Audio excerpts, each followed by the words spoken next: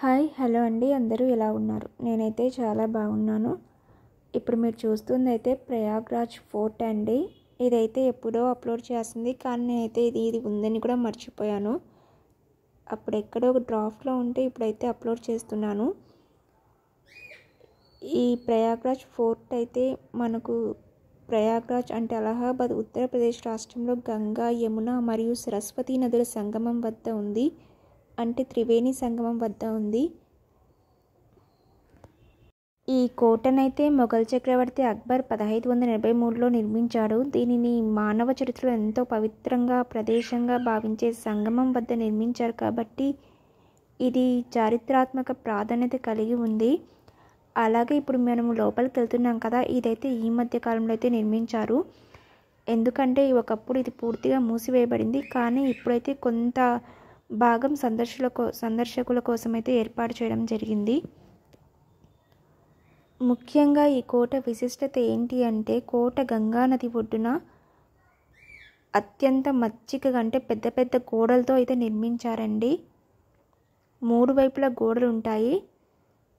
అలాగే శక్తివంతమైన నలుపు రంగు కంచె మరియు పెద్ద ద్వారాలతో ఉంటుంది. మీకు వెళ్ళంగా అయితే కనిపిస్తుంది. ఇప్పుడైతే మనం స్టార్టింగ్లోనే ఉన్నాం కాబట్టి ఏం కనిపించట్లేదు. అలాగే ఈ గేట్ వాల్స్ పక్కన చూసుకున్నట్టయితే అక్కడక్కడ విష్ణువు గురించి అవతారాల గురించి అయితే వేయడం జరిగింది.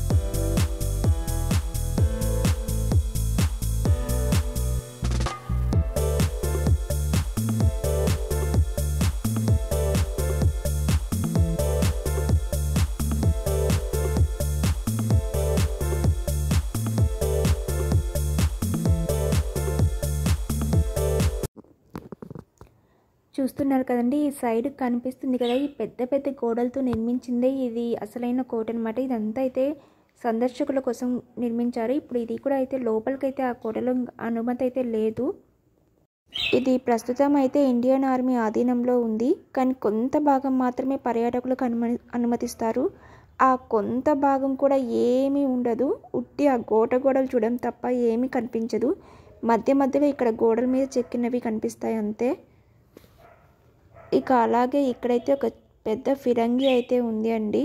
ఇది కూడా పూర్తి పైన ఉంది కాబట్టి దీనికి కూడా లోపలికి వెళ్ళడానికి లేదు. ఈ కింద భాగంలో అంతా శిథిలావస్థలో ఉంది.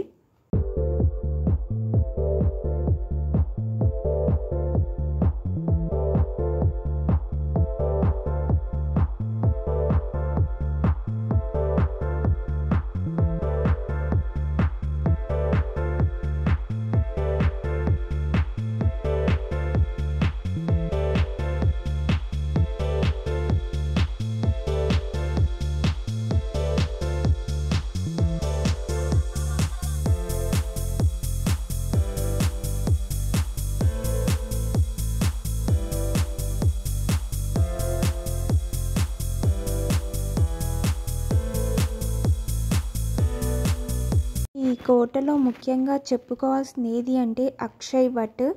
అంటే అక్షయ అంటే నాశనము కానిది, వట్ అంటే వృక్షము అని మనకు తెలుసు.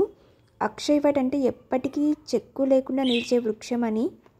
ఈ చెట్టుని విష్ణు పూజ మరియు తపస్సు ఇంకా మోక్షం కోసం ఎంతో పవిత్రమైనదిగా హిందూ శాస్త్రాల్లో పేర్కొన్నారు. అలాగే పూర్వకాలంలో భగవంతుడు ప్రపంచాన్ని నాశనం చేసిన ఈ చెట్టు మాత్రం అలాగే నిలిచిపోయిందని విశ్వాసం ఉంది. ఇంతకుముందు ఈ చెట్టును సందర్శించడానికైతే వీలయ్యేది కూడా ఉండేది కాదు. కానీ ఈ మధ్యకాలంలో సందర్శకులకైతే దీన్ని చూపించడం జరుగుతుంది. అది కూడా దాని దగ్గరికైతే వెళ్ళడానికి లేదు, దూరం నుంచే చూడొచ్చు మనం. అక్కడే ఇక్కడైతే సీతారాముల విగ్రహాలు ఉన్నాయండి.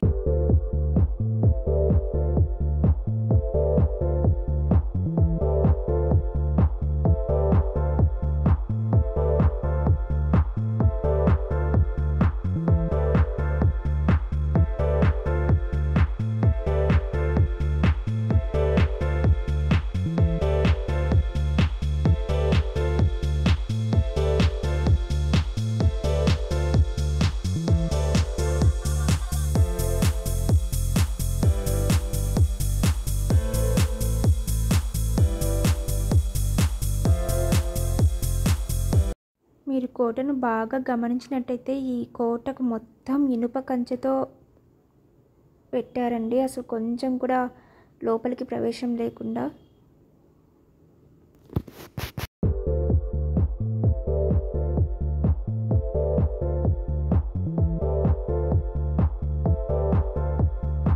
ఈ వీడియో మీకు నచ్చిందని అనుకుంటున్నాను. మీకు నచ్చినట్టయితే ఖచ్చితంగా లైక్ చేయండి, షేర్ చేయండి, కామెంట్ చేయండి అండ్ సబ్స్క్రైబ్ చేయడం మర్చిపోవద్దు.